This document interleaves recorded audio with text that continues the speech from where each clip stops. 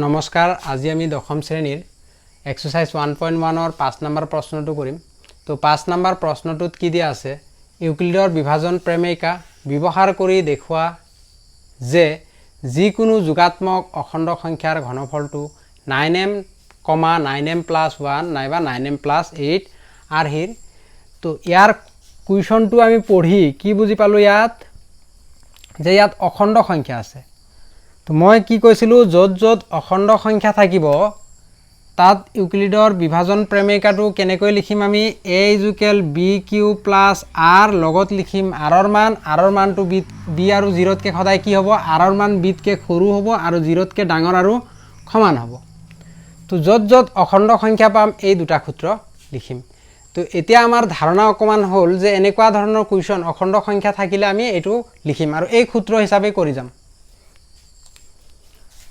তো এতিয়া আমি সমাধান কেনেকৈ কৰিম চোৱা তো আমাক কি ওলাব দিছে যিকোনো যোগাত্মক অখণ্ড সংখ্যা তো যেটো ওলাব দিয়ে সেইটো আমি ধৰি লম কি ধৰিম যিকোনো যোগাত্মক অখণ্ড সংখ্যাটোক ধৰি লম তো সলিউশন ধৰু বা ধৰা হ'ল ধৰু a এটা যোগাত্মক অখণ্ড সংখ্যা কুৱেশ্যনটো চাই লোৱা অখণ্ড সংখ্যা যোগাত্মক অখণ্ড সংখ্যা আৰু ইয়াত বিৰ মানটো লাগিব তো বিৰ মানটো কোনটো ধৰিম আমি বিৰ মানটো কোনটো ধৰিম যেটো আৰহি দিব যেটো আৰহিত ওলাব লাগে এই আৰহিটোৰ লগত ইয়াত কিউ থাকিব পাৰে সি থাকিব পাৰে বি থাকিব পাৰে ইয়াৰ লগত যেটো সংখ্যাটো থাকিব সেই সংখ্যাটোক আমি কি বুলি ধৰিম বি বুলি ধৰিম ইয়াত আছে কিমান 9 আছে ন 9 টুক বি বুলি ধৰিম তো 9 টুক বি বুলি ধৰোতে কি হ'ব চোৱা 9 যদি আমি বি বুলি ধৰো তেনেহলে r ৰ মান b তকে সৰু হ'ব তাৰ মানে 0 ৰ পৰা আৰম্ভ হৈ 1 2 3 3 8 লৈকে আহিব লাগিব তো r ৰ মানটো বহুত বেছি হৈ যোৱা নাই তো বেছি হৈছে এটো কৰিবৰ কাৰণে 8 বাৰ কৰিব লাগিব 8 বাৰ কি কৰিব লাগিব ঘন কৰিব লাগিব সেই কাৰণে আমি কি কৰিম 9 ৰ উৎপাদকক ধৰি লম বিৰ মান 9 ৰ উৎপাদক কি কি আছে 3 আৰু 3 পূৰণ কৰিলে 9 পাও তো বিৰ ঠাইত আমি কি লিখিম 3 লিখিম 9 ৰ এটা উৎপাদক লিখিম তো বুজি পালা এটো তো আমি 3 কিয় লিখিলো 9 লিখিলে এটো শুদ্ধ হ'ব কিন্তু অংকটো কি হ'ব আৰু ডাঙৰ হ'ব তো এতেকে অখণ্ড সংখ্যা থকাৰ কাৰণে আমাৰ কোনটো সূত্ৰ ব্যৱহাৰ হ'ব a = bq bq + r আৰু r ৰ মানটো b আৰু 0 তকে b তকে সদায় কি হ'ব সৰু হ'ব আৰু 0 ৰ সমান আৰু ডাঙৰ হ'ব তো এতিয়া কি কৰিম যত যত b আছে b ৰ মান পাতি দিম কিমান পাইছো b ৰ মান 3 r ইয়াক 1 নম্বৰ ইকুৱেশ্যন দিলো বুজি পাইছা 1 নম্বৰ ইকুৱেশ্যন তাৰ পিছত ইয়াত কি কৰিম r ইফালে কিমান b ৰ মান 3 ইফালে কিমান 0 তো r ৰ মানটো কি হ'ব এতেকে r ৰ মান কি হ'ব r ৰ মান 0 ৰ পৰা আৰম্ভ হ'ব 0 1 2 3 লৈকে যাব নোৱাৰো কাৰণ r ৰ মান 3 তকে সৰু হ'ব লাগিব তো সেই কাৰণে 3 টো নলও তো কি পালো 0 1 2 তো অংকটো প্ৰায় শেষ হ'ল এতিয়া কি কৰিব লাগিব এবাৰ 0 এই 1 নম্বৰ সমীকৰণত পাতি দিয়া এবাৰ 1 পতা এবাৰ 2 পতা আৰু মানটো পাতি কি কৰিব লাগিব ঘন কৰিব লাগিব বুজি পাইছা তো যদি r = 0 হয় তেনেহলে r ৰ মানটো যদি 1 নম্বৰ সমীকৰণটোত পাতি দিও এটো 1 নম্বৰ সমীকৰণটো কি আছে a = 3q + r ৰ ঠাইত কি আছে 0 আছে 0 পাতি দিম তো 3q ৰ লগত যদি 0 যোগ বা বিয়োগ কৰা কি পাবা 3q এ পাবা তো এটো পালা এতিয়া ইয়াত কি কৈছে যিকোনো যোগাত্মক অখণ্ড সংখ্যাৰ ঘনফল তাৰ মানে a যেটো আছে ইয়াক ঘন কৰিব লাগিব ঘন মানে কিউব তো 1 কিউব কৰিলো চোৱা সমান চিনৰ ইফালে যদি কিউব কৰা তেনেহলে ইফালেও কিউব কৰিব লাগিব ইফালে যদি 2 পূৰণ কৰা ইফালেও 2 পূৰণ কৰিব লাগিব এটো ব্যালেন্স হ'ব লাগিব সেই কাৰণে ইফালেও কি কৰিম কিউব কৰিম তো এতিয়া 3 কিউব কৰা মানে 3 কেইটা আছে 3টা আছে 3টা আছে এইটো নহয় 3 কেইটা আছে 3টা এটা দুটা তিনটা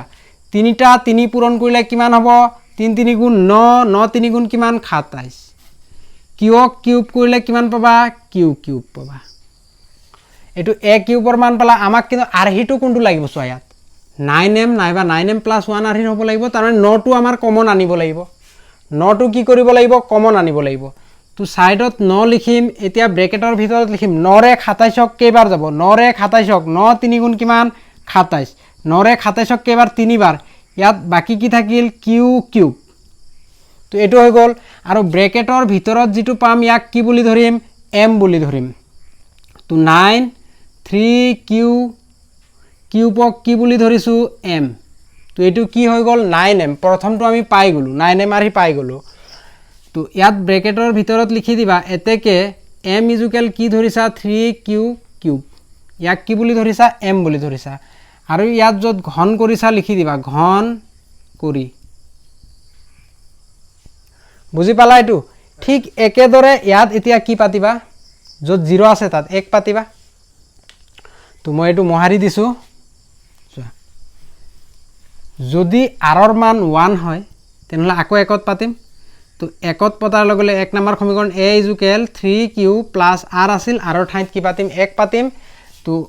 অখণ্ড সংখ্যাটো কি কৰিব লাগিব ঘন কৰিব লাগিব ইফালে যদি ঘন কৰো সমান চিনৰ ইফালেও কি কৰিব লাগিব ঘন কৰিব লাগিব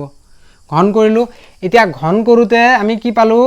a + b এটুক যদি a বুলি ধৰো এটুক b তো a + b হৈ গল ওপৰত কি আছে কিউব আছে তাৰমানে a + b হোল কিউব সূত্ৰ লাগিব এতিয়া a + b হোল কিউব সূত্ৰটো কি হয় সোয়া a + b হোল কিউব সূত্ৰটো কি আছিল প্ৰথমতে 1 কিউব কৰা তাৰ পিছত 3ab লিখা আকৌ 3ab লিখা সোয়া কি লিখিছো প্ৰথমতে a কিউব তাৰ পিছত 3ab তাৰ পিছত 3ab তাৰ পিছত আকৌ প্লাস দি লাষ্টত কি লিখিছো b কিউব প্ৰথমত a কিউব একেবাৰে শেষত b কিউব মাজত 3ab দুটা তো কি কৰিবা প্ৰথম যেটো লিখিবা 3ab এৰ ওপৰত স্কয়াৰ দিবা তাৰ পিছত b ৰ ওপৰত স্কয়াৰ দিবা মনত ৰাখিব পাৰিবা এতিয়া a cube + 3a square b + 3ab square + b cube বুজি পালা তো এতিয়া এটো এৰ ঠাইত কি আছে 3q তো 3q কি কৰিম কিউব কৰিম a কিউব + 3a এৰ মান কিমান আছে 3q 3ab b লিখিলো 3ab আকৌ এটোৱে লিখিম 3ab + b কিউব b ৰ মান কিমান আছে 1 আছে তো b ৰ মান কিমান আছে 1 তো এতিয়া ইয়াত কি কৰিব লাগিব a ৰ ওপৰত স্কয়াৰ আৰু পিছৰটোত কি কৰিব লাগিব b ৰ ওপৰত স্কয়াৰ ইয়াত প্ৰথমত a ৰ ওপৰত তাৰ পিছত b ৰ ওপৰত স্কয়াৰ যত ঘন কৰিছিলা ঘন কৰি এটো লিখি দিবা ঘন কৰি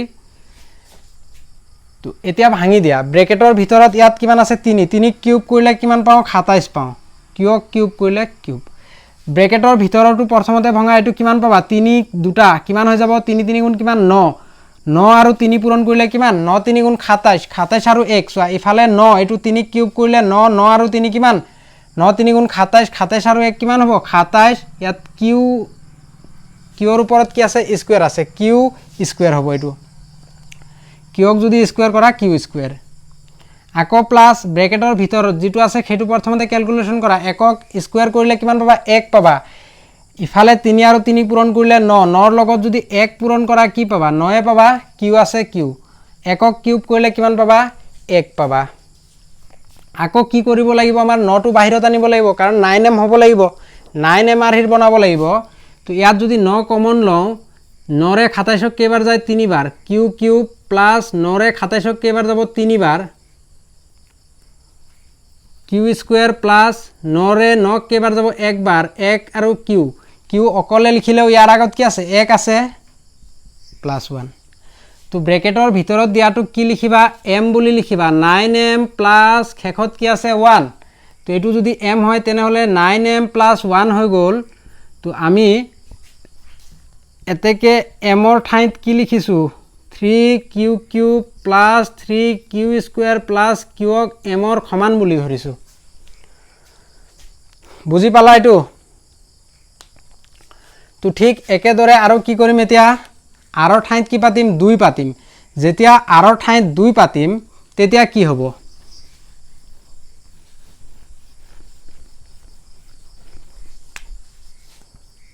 a + b whole cube r ৰ ঠাইত যেতিয়া 2 পাতিম যদি r = 2 হয় তো একত পতাৰ লগে লগে কি পাবা a = 3q + 2 তো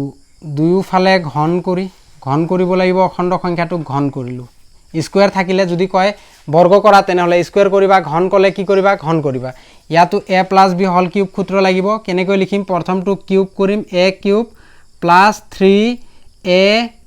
3 পূৰণ a পূৰণ b প্লাছ 3a b আকৌ লিখিম প্লাছ b কিউব, b ঠাইত কি আছে 2 আছে। তো ইয়াত প্ৰথমতে a ৰ ওপৰত স্কোয়াৰ, তাৰ পিছৰটোত কি কৰিম b ৰ ওপৰত স্কোয়াৰ। তো এতিয়া ভাঙি দিয়া, 3 কিউব কৰিলে কিমান পোৱা 27 পোৱা, কিউক যদি কিউব কৰা কিউ কিউব হৈ যাব প্লাছ প্ৰথমতে এইটো ভাঙি দিয়া, ইয়াত কিমান পাবা 9 পাবা, 3 স্কোয়াৰ কৰিলে 9, ইফালে 3 দুগুণ কিমান 6, 6 9 কিমান 54, 6 9 কিমান 54 কিউ স্কোয়াৰ প্লাছ ইফালে 2ক স্কোয়াৰ কৰিলে কিমান পাবা 4 পাবা, 2ক স্কোয়াৰ কৰিলে কিমান 4, 3 3 গুণ 9, 9 4 গুণ কিমান 36 কিউ প্লাছ ইফালে কিমান পাবা 2ক কিউব যদি কৰা 8 পাবা। 2 কেইটা আছে, এটা দুটা তিনিটা, কিউব মানে 2 কেইটা আছে, তিনিটা আছে, তো পূৰণ কৰা, 2 দুগুণ 4, 4 দুগুণ কিমান 8, আৰু তো তোমালোকে কিউব 1ৰ পৰা 20 লৈকে জানিব লাগিব, এইটো জানিবই লাগিব। তো ইয়াতো 9 বাহিৰত আনিলো কাৰণ 9টো আমাক লাগিব। তো 9ৰে 27ক কেইবাৰ যায় 3 বাৰ, কিউব আছে কিউব প্লাছ 9ৰে 54ক কেইবাৰ যাব, 9ৰে 54ক চোৱা, 3 3 গুণ 9 আছিল, 9ৰ লগত 6 পূৰণ কৰিলে 54 হয়। তো 9ৰে 54ক কেইবাৰ যাব 6 বাৰ, 9 6 গুণ কিমান 54, স্কোয়াৰ আছে স্কোয়াৰ প্লাছ 9 4 গুণ কিমান 36, 9 4 গুণ কিমান 36, কিউ আছে কিউ, 8টো কমন অহা নাই, এইটো 8। তো ব্ৰেকেটৰ ভিতৰতো কি লিখিবা m, তো 9m প্লাছ 8 হৈ গ'ল। তো ইয়াত কি লিখিবা, এতেকে m ইজুকেল কি লিখিছা 3q cube plus 6q square plus 4q, ইয়াক কি বুলি ধৰিছা m বুলি ধৰিছা, আৰু ইফালে কি কৰিছা ঘন কৰিছা, ঘন কৰি, বুজি পালা। তাৰ পিছত কনক্লুজনটো কি লিখিবা, তো ইয়াৰ পৰা চোৱা কনক্লুজন, শেষত কি লিখিবা এৰ আৰভি, তাৰমানে এ এটা যোগাত্মক অখণ্ড সংখ্যা, এ কি যোগাত্মক অখণ্ড সংখ্যা, তো যোগাত্মক অখণ্ড সংখ্যাৰ ঘনফল, এৰ ঘনফল, তাৰমানে এইটো যোগাত্মক অখণ্ড সংখ্যা, যোগাত্মক অখণ্ড সংখ্যাৰ ঘনফল, এইটো লিখি দিয়া 9m, 9m প্লাছ 1 নাইবা 9m প্লাছ 8 আৰ্হিৰ প্ৰমাণিত।